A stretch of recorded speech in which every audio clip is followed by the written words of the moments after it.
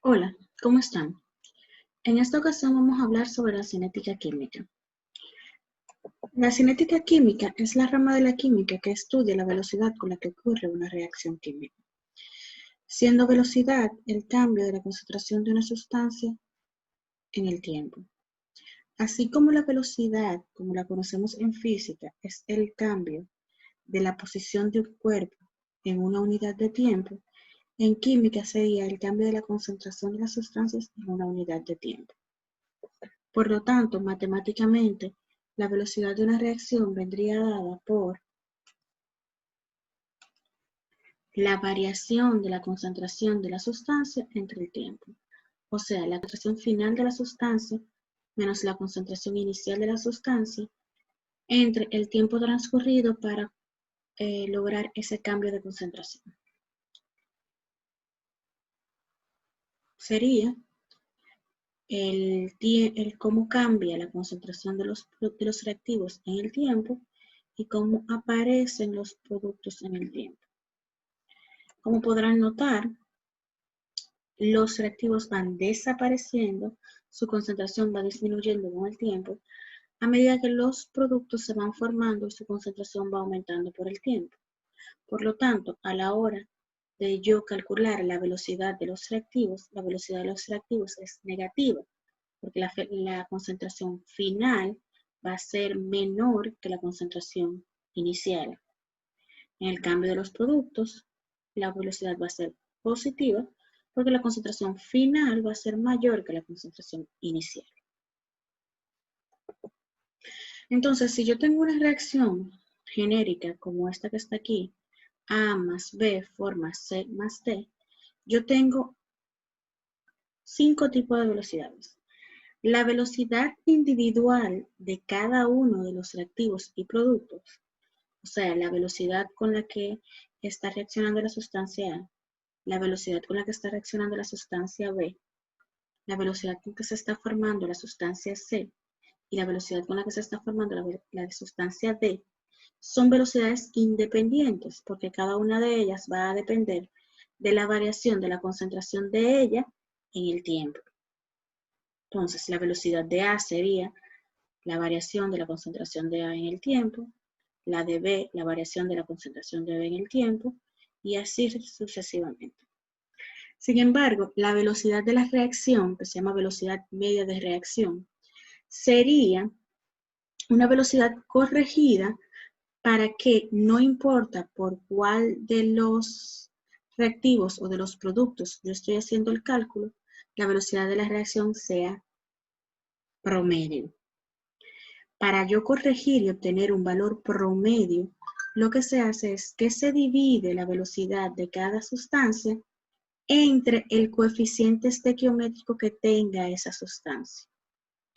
Sería la velocidad de la sustancia A entre, entre el coeficiente de la sustancia A, la velocidad de la sustancia B entre el coeficiente de la sustancia B, la velocidad de C entre el coeficiente de C y la velocidad de D entre el coeficiente de D.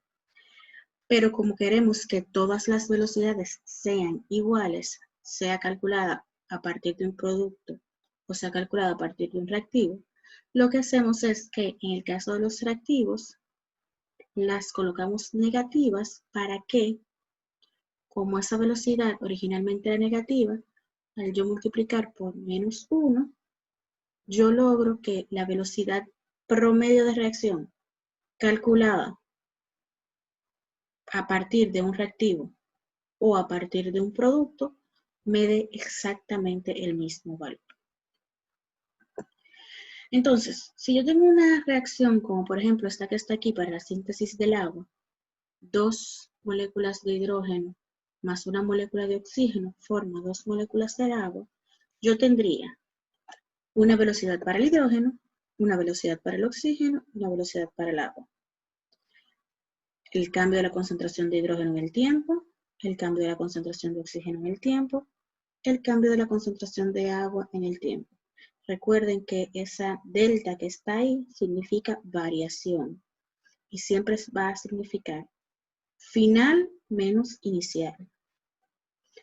Y en el caso de la velocidad promedio de la reacción sería menos un medio, porque aquí hay un 2, por la variación de la concentración de hidrógeno entre el tiempo, menos 1 sobre 1, porque aquí hay un 1 que no se marca, variación de la concentración del oxígeno en el tiempo, y 1 sobre 2 de la variación del agua entre el tiempo. Entonces, recuerden que los reactivos, el hidrógeno y el oxígeno, son negativos porque son los reactivos. El producto es positivo. Entonces, el coeficiente que tiene la sustancia delante de la reacción es el número que yo coloco aquí debajo para dividir la velocidad. La idea de esto es la siguiente. Si yo tengo por ejemplo, estoy haciendo un sándwich y yo utilizo un pan y 2 lonjas de queso, la velocidad del queso es 2 veces mayor que la velocidad del pan. Entonces, si yo quisiera obtener que la velocidad fuera promedio, la del queso habría que dividirla entre 2. Pues es lo mismo que pasa con el hidrógeno. La velocidad del hidrógeno es 2 veces mayor que la del oxígeno, porque por cada molécula del oxígeno yo utilizo 2 de hidrógeno. Entonces, para que ambas me den igual, yo tengo que dividir la del hidrógeno entre 2.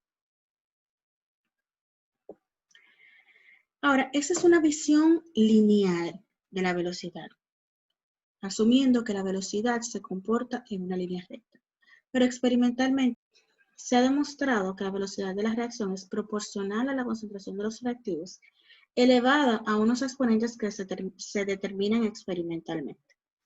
Entonces, la velocidad de la reacción es proporcional a la concentración del reactivo A y del reactivo B, elevado a un exponente XY. Si yo llevo eso a una igualdad, yo necesito una constante de proporcionalidad a la que se le denomina constante de velocidad. Y estos exponentes X y Y es lo que se denomina orden de reacción. Una reacción puede ser de primer orden, de segundo orden, de orden cero. Inclusive, estos órdenes de reacción pueden ser números fraccionarios, porque este número se va a determinar a partir del comportamiento de la reacción y va a depender de la temperatura a la que está ocurriendo la reacción. Hablemos del tiempo de vida media. El tiempo de vida media es cómo varía la concentración de una sustancia en el tiempo. El tiempo de vida media es el tiempo que le toma a una sustancia disminuir su concentración a la mitad de su concentración inicial. Por tanto, si por ejemplo el tiempo de vida media de este reactivo es 10 segundos, una vez que pasen 10 segundos, su concentración baja a la mitad, el 50%. Pero cuando pasen 10 segundos más, no es que se desaparecen los 50, sino que se disminuye a la mitad, pasa al 25. Pasan 10 segundos más y esto iría a la mitad, 12.5. Pasan 10 segundos más y este iría a la mitad, 6.75. Y así iría disminuyendo a la mitad, a la mitad, a la mitad, creando una curva logarítmica, no una curva lineal, que es como se plantea la velocidad media, sino que la velocidad es una función logarítmica que va a depender de la concentración y del tiempo. Entonces, teniendo en cuenta eso, yo puedo sacar fórmulas para calcular el tiempo de vida media dependiendo de si la reacción es de orden cero, es de primer orden o es de segundo orden. Igual, puedo calcular el tiempo que tomará para que ocurra un cambio X de concentración o la concentración que habrá luego de un tiempo determinado si el reactivo es de primero, si la reacción es de primer orden, si la reacción es de orden 0 o si la reacción es de segundo orden. Esta tablita es súper importante y habría que tenerla siempre a mano que estamos trabajando con velocidad de reacción. Por último, para explicar cómo ocurren las reacciones y cómo se modifica la velocidad de una reacción, se utiliza una teoría que se denomina teoría de colisiones. Según la teoría de colisiones, para que se forme un producto, las partículas de los reactivos deben chocar. Pero no es suficiente con que choquen, sino que al chocar deben acumular energía suficiente de forma tal que se forme el producto. Si esas dos partículas al chocar no tienen energía suficiente, pues la reacción no cambia a ser un producto. Cuando dos partículas chocan y la energía es suficiente, eso se llama choque efectivo. Entonces, un choque efectivo sería el choque entre las partículas de reactivo que me lleve a la formación de un producto. La velocidad de la reacción va a ser proporcional al número de choques efectivos que ocurran. O sea, al número de choques que me lleven a la formación de productos. Visto esto en una gráfica de velocidad, en un perfil de velocidad, esto es lo que ocurre a lo largo de la reacción y esto es cómo cambia la energía. Al inicio de la reacción, los reactivos están aquí. Cuando los reactivos chocan, su energía potencial aumenta y comienza a subir por la curva aquí. Si la energía es suficiente y llega a este punto, la reacción sigue su curso y se forma el producto. Si la energía no es suficiente y no se alcanza este punto, sino que me quedo por aquí, es como si yo estuviera subiendo una montaña en bicicletas. Yo voy subiendo, subiendo, subiendo, subiendo, subiendo. Y si yo me canso antes de llegar al tope, pues la fuerza de la gravedad me devuelve a mi punto inicial. Entonces, si los reactivos acumulan energía suficiente y llegan a este punto, continúan a ser productos. Si no llegan a este punto y se quedan por aquí, se devuelven a ser reactivos y se van a un próximo choque. Este punto que está aquí arriba se conoce como energía de activación. Es la energía que yo debo alcanzar para que se forme el producto. Cuando yo estoy en este punto de la reacción, yo tengo un complejo activado. El complejo activado es la especie transitoria que se forma cuando chocan los reactivos justo antes de que se forme el producto. Es el proceso en el que se rompen enlaces y se crean nuevos enlaces. Entonces, se alcanza la energía de activación, se forma el producto. Si la energía de los productos es menor que la energía de los reactivos, la diferencia de energía entre ellos se libera al ambiente y se produce una reacción exotérmica. Si la energía de los productos es mayor que la energía de los reactivos, si me diera por aquí, entonces se debe absorber energía del ambiente y se produce una reacción endotérmica. Igual, en reacciones en que ocurren en varios pasos, pues habría una energía de activación para cada uno de los pasos. En este caso, yo tengo 3 pasos, siendo el más difícil de alcanzar el paso 2, porque es el que tiene mayor energía de activación. Ese paso que tenga mayor energía de activación es conocido como el paso determinante, pues es el más difícil de alcanzar. Las especies que están entre los reactivos y los productos que se forman pero no llegan a ser parte final de la reacción se denominan intermediarios. Entonces, ¿qué afecta la velocidad de la reacción? La velocidad de la reacción puede ser afectada por la concentración de los reactivos. A mayor número de partículas en la reacción, mayor va a ser el número de choques efectivos entre ellas y por lo tanto, mayor va a ser la velocidad. La presión. Cuando yo tengo un recipiente con reactivos en estado gaseoso, pues lo que yo tengo es que si yo aumento la presión, el recipiente se pone más pequeño, se disminuye el volumen. Entonces, si hay menos espacio, las partículas están más cerca y por lo tanto chocan más.